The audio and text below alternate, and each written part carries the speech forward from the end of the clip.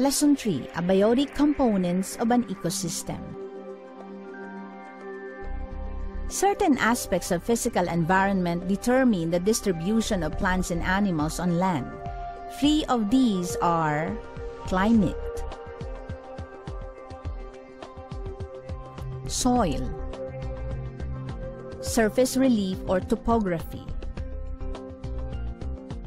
effects of climatic condition, light. Talahib grows well in abundant sunlight, while ferns grow well in the shade. Temperature. Pine trees grow well in cold countries. In the Philippines, at the high elevation. On the other hand, banana plants thrive in tropical countries. Third is moisture. The gabi plant grows well in water-soaked ground, while the rose plant prefers moderate water only. Lesson 4. Kinds of ecosystem. The terms habitat, ecosystem, and biome are closely related. Habitat refers to the type of environment in which organisms live. Ecosystem is concerned not just with the physical environment, but also with the living things that interact with it. Biome refers to a large region characterized by particular pattern of the annual temperature and precipitation distribution.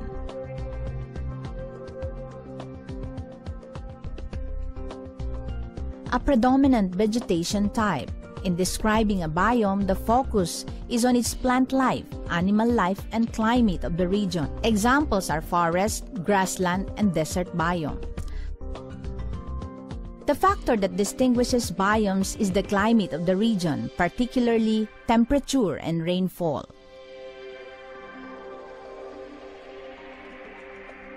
On the other hand, ecosystem is concerned with the microclimate and other physical and environmental condition of the area. The Earth is covered by a variety of regions of characteristic vegetation called biomes. Examples of biomes include tropical rainforests, like those found in the Amazon basin and northeastern Australia, the temperate deciduous forests of Europe and the eastern United States, the coniferous forest, or taiga, that span much of northern Europe and Canada, grasslands, like those that once covered much of the central United States, the African savanna, that supports some of the Earth's great populations of herbivores and large predators, chaparral, found along coastal areas in places like California and the southern tip of Africa, tundra, that covers much of the land near the Arctic Circle and the upper slopes of mountain ranges, and deserts, like the Namib, along the southern African coast, and the Sonoran of the American Southwest. All living organisms, no matter which biome they live in, require 4 basic resources in order to survive: nutrients from which to construct living tissue, energy to power that construction, liquid water to serve as the medium in which the reactions that build living tissue occur, and temperatures appropriate to carrying out life processes. Nutrient levels sufficient to support life are found in most of the Earth's surface strata, as is witnessed by the taiga and grasslands that cover what was once the bare rock left by receding glaciers, and the lush paradises that exist on islands formed by the lava flows of volcanoes. Likewise, sunlight, which is the initial source energy for all terrestrial biomes, is available in adequate quantities in most biomes at least part of the year. However, the other 2 requirements of life, liquid water and temperatures appropriate to carrying out life processes, are unevenly distributed on the Earth's surface. For example, liquid water is much more readily available throughout the year in tropical rainforests than in the Earth's desert communities. Likewise, temperatures appropriate to carrying out life processes exist throughout the year on the African savanna, while on the alpine or Arctic tundra, appropriate temperatures may be reached for only 5 months a year, and even then may be much lower than those of the savanna. Thus, it is largely the availability of liquid water and temperatures appropriate to carrying out life processes that sets limits on the amount and types of organisms that can exist within a given biome. In deserts, for example, plant and animal life is sparse due to the limited availability of water, and though the species inhabiting any of the Earth's great deserts may differ, they all have adaptations that enable them to deal with extreme heat and drought. Likewise, all the species living on the tundra have adaptations to deal with extremely cold, harsh winters, short growing seasons, and the layer of permanent frost that lies in the soil right below them. Even in the savannas arise along the major factor affecting the distribution of water on the Earth's land surface gradually become more widely spaced at various locations. Trees and thorny scrub forests scattered about. Let's now look. Virtually all a year's precipitation, 30 to 50 centimeters, falls on the trees and grasslands of the savanna during a rainy season of several months. During the dry season, no rain may fall for months, and the earth becomes hard, dry, and dusty. Grasses are well adapted to the savanna's climate, growing very rapidly during the rainy season and dying back to drought-resistant roots during dry periods. Only a few uniquely adapted trees, such as the thorny acacia or the water-storing baobab, can survive the savanna's devastating dry seasons. The savanna is maintained by fires and heavy grazing of herbivores, which minimizes the opportunity for trees to grow, and for the savanna to revert into dense thorn forest or tropical deciduous forest. The African savanna probably has the most diverse and impressive array of large mammals on Earth, including herbivores from antelope, wildebeest, and buffalo to elephants, rhinos, and giraffes. Along with these herbivores come the carnivores who prey upon them, such as lions, leopards, and hyenas. Most of these animals wander the savanna in response to seasonal changes in the availability of food and water. It is in this environment of vast grasslands and scattered clusters of trees populated by huge herbivores and powerful carnivores that humankind arose. Abundant grasses that make the savanna a suitable habitat for so much wildlife can also make it suitable for grazing domestic animals, such as cattle, sheep, and goats. As the human population of East Africa increases, so does the pressure of domestic grazing upon the savanna. Fences used to contain livestock increasingly disrupt the migration of the great herds of herbivores searching for food and water. Ecologists have discovered that native herbivores convert grass into meat much more efficiently than cattle and other domestic herbivores. In response, some African ranchers have recently begun to raise antelopes, ostriches, and other native grazers on the African savanna instead of cattle.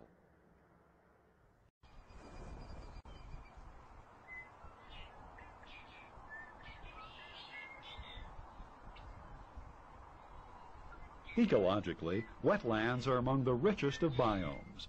They contain a diverse community of invertebrates which support a wide variety of birds, many of which nest in the protective cover of wetlands. Herbivores from crustaceans to muskrats consume algae, detritus, and plants.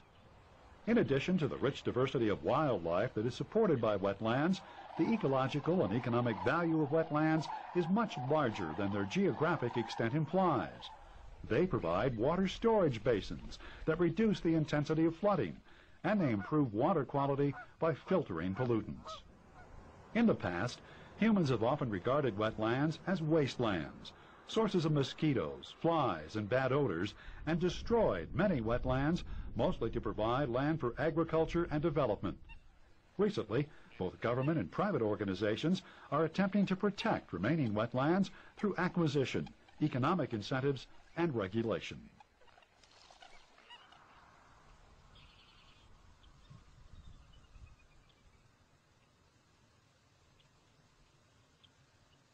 The area where a freshwater stream or river merges with the ocean is called an estuary. It is often bordered by extensive coastal wetlands called mudflats and salt marshes. Salinity varies in different parts of estuaries, from nearly that of freshwater to that of the ocean. It also varies on a daily cycle with the rise and fall of the tide.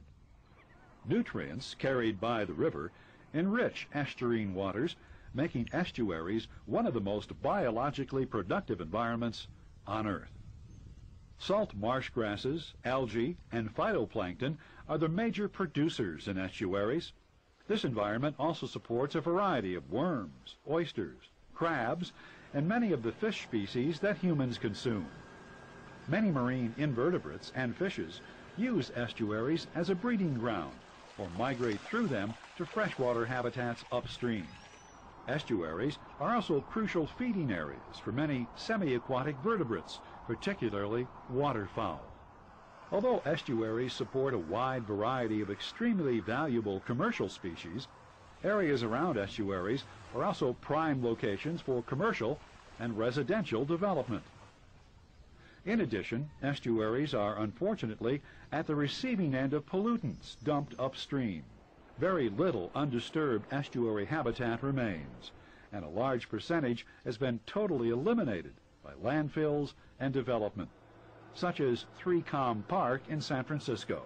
Many states have now, rather belatedly, taken steps to preserve their remaining estuaries.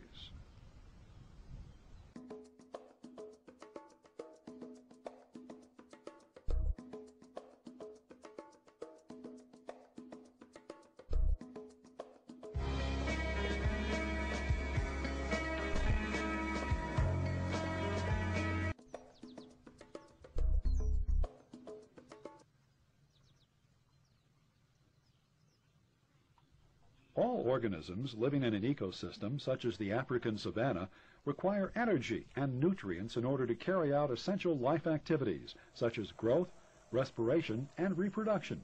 On the savanna, as in nearly every ecosystem on Earth, sunlight provides the energy that powers life, while nutrients and the other critical building blocks of life, such as carbon, nitrogen, phosphorus, and water, enter the ecosystem from the non-living environment, the atmosphere, and the earth or sea from which the ecosystem arises.